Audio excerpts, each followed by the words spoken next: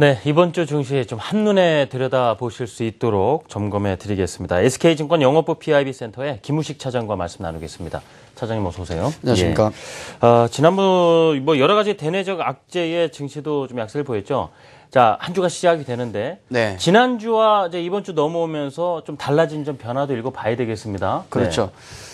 지난주에 이제 악재가 압도적이었다는 것을 한번 보여드렸고요. 네, 그렇죠. 그런 부분들이 6월에 어떻게 해결돼 가는가 하는 것이 증시에서 가장 관건이다 그렇게 말씀을 드렸는데 지난주와 변한 게 있는가를 우선 놓고 보시면 되겠죠. 그리고 뭔가 나아졌는가 아니면 뭐 더 나빠졌는가를 확인할 수 있겠는데 호재 악재를 놓고 보면은 뭐 여전히 아직도 악재 쪽이 뭐 우세입니다. 이건 뭐 누가 보더라도 당연하고 지난주에 말씀드렸던 여러 가지 악재들 우선 보시면 이번 주에 이제 9일이죠. 중국 A주가 MSCI 편입될지 말지가 결정이 될 것 같습니다. 될 확률이 높고. 네.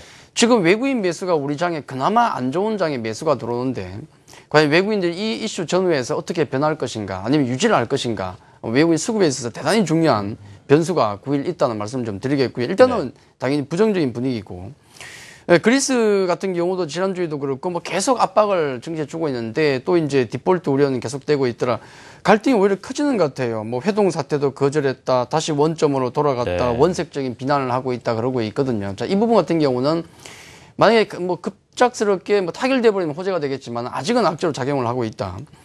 그리고 3번, 4번 보시면은 이제 엔저 부담과 또 FOMC 회의가 다음 주에 있게 되겠는데 이 두 가지 압박이 이번 주에도 여전히 동시에 되고 있더라. 왜냐하면 지난주 금요일 고용 지표가 나왔는데 22만 명 정도로 봤었는데 비농업자 부분이 8만 명 나왔거든요. 그래서 그 부분 같은 경우는 역시 이번 FOMC 회의에서도 뭐 뒤로 미루거나 그런 조짐은 전혀 없다. 9월 가능성이 훨씬 지금 높아지고 있다는 말씀을 좀 드리겠고 달러의 강세를 얘기를 하는 거죠. 그렇게 되다 보니까 엔화가 지난주 금요일에 또 급등하는 모습을 보였습니다. 그래서 엔저 부담 같은 경우는 지난주에 한번 우리가 현대차 관련 쇼크가 있었지만 그 부담 자체는 그만큼은 아니지만 이번 주에도 계속 부담이 되고 있다는 말씀을 좀 드리겠고 또 국내적으로 볼 때 이제 메르스 리스크와 주가 변동폭 확대가 다음 주에 있게 되겠는데 네. 메르스 사태 같은 경우는 뭐 지난주가 고비라 그랬는데 이미 중요한 시점을 놓쳐버렸다 해서 좀 확대가 되고 있거든요. 물론 정치적으로 볼 때 이제 충격 자체는 이제 좀 줄어들겠지만은 아마 6월 내내 메르스 전국이 진행될 가능성이 높다. 이 부분은 조금 계속 부정적이다. 그렇게 말씀을 좀 드리겠고 주가 변동폭 확대하는 것도 타이밍이 지금 우연찮게도 네. 좀 나쁘게 돌아가고 있고요. 반면에 이제 악재를 좀 극복할 수 있는 것들 어떤 것들이 있는가 하는 것이 되는데 수급적으로 볼 때 이제 펀드 자금 들어오더라. 기관 매도 계속 나오지만은 돈이 빠져나가는 건 아닙니다. 그래서 시장이 돌 때 강하게 쏠만한 여전히 있다. 그리고 외국인 매수가 유지가 되고 있는데 이번 주에 이벤트와 관련해서 어떻게 움직일 것인가 중요하겠고 일단은 지금 유지를 하고 있다는 점은 호재다. 그리고 또 워낙에 분위기가 안 좋으니까 기준금리 인하 기대감 금토위가 이번 주에 있지 않습니까? 나오고 있는데 동결 예상입니다만은 또 깜짝 어떤 네. 이벤트가 될 수도 있지 않을까. 이 기대감은 호재로 작용할 것이다. 그렇게 말씀드리겠습니다. 지금 이런 이슈들 중에서 딱 이번 주에 날짜가 정확히 지금 들어있는 부분, 중국 A주 MSCI 신흥국 편입 결정 여부라든가 네. 금통의 금리 관련 결정이 네. 딱 지금 일정이 나와 있지 않습니까? 그렇죠. 이번 주 그 구체적인 일정하고요, 또 종목별 이슈까지도 점검해 주시죠. 일단 이번 주에 중요한 이슈로 놓고 본다 그러면은 뭐 9일과 11일이 되겠는데 아까 계속 말씀드렸던 MSCI 신흥국 편입 결정이 이제 화요일 9일이니까 이날 좀 보시고 또 11일 보시면은 많습니다. 한국금융통화위원회가 아까 말씀드린 대로 있게 되겠는데 금통위가 있게 되겠는데 뭐 어떻게 나올지 모르겠지만 기대감은 조초에 좀 있다는 거 말씀을 드리겠고 만기일도 있고요. 워낙에 모멘텀이 없다 보니까 또 이날 그 신배당지수 변경이 되겠는데 종목 변경이 있습니다. 배당주가 잘 가지 않습니까? 그래서 어떤 종목들이 종목군인지를 좀 보시면은 뭐 투자에 도움이 되지 않을까 말씀을 드리겠고 이슈를 또 종목별 시장 이슈를 놓고 보면은 역시 메르스 관련된 것도 있고 그리스 관련 아까 말씀드렸던 내용들이 되겠고요. 종목 관련해서 이제 자동차 관련 조금 또 부정적인 요소가 또 하나 있고 또 3번 보시면은 안드로이드 페이가 수수료 면제라는 얘기 있는데 삼성페이가 좀 연기가 됐는데 글로벌 기업들은 좀 한 발 앞서가고 있다는 점도 좀 특징적이다. 그렇게 말씀을 드리겠습니다. 네.